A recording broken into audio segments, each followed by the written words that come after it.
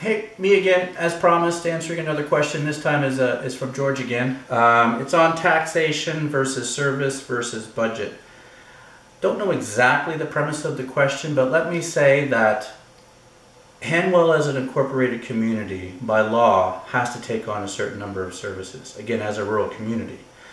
Those are, to keep it simple, recreation, emergency planning, some regular rural planning, the administration of the office itself, and emergency measures. By law, we have to do that, and we've budgeted well to make sure we do that. Going forward, as mayor, I have absolutely no desire to take on additional services just because we should, or just because that's what our neighbor does. We will only take on services such as roads and such as infrastructure when we're able to, when we're fiscally able to, and when we have enough expertise behind us. Keep in mind, Hanwell has only been in existence for 2 years. We can't claim, none of us can claim, of the existing councillors, none of us, I believe, can claim that we have, the background to make those types of decisions.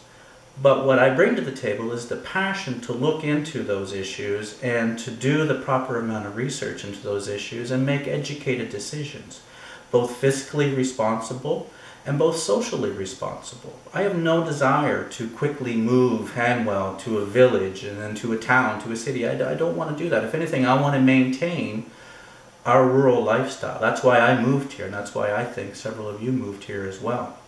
So with taxation, services, and budgets, balanced budget is the key. We're small enough now, and we've taken on enough responsibility now that if we can't balance a budget now, there's a problem.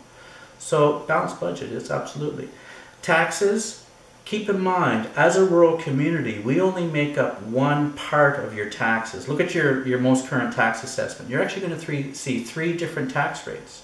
One by the rural community, one by the local government, and one by the provincial government. So the local government provides services that we pay as a community by contract. Fire, for example, and things like that. Those are provided to us by the province. So that's why you actually see 3 different tax rates on your tax book, your property tax bill. And if you ever have any questions about your tax bill, because it is becoming a little bit more complicated, I'm not going to claim I'm a tax expert when it comes to assessments, but I've got a pretty good understanding on the tax rates that you have been levied, or when you're seeing on your tax assessment.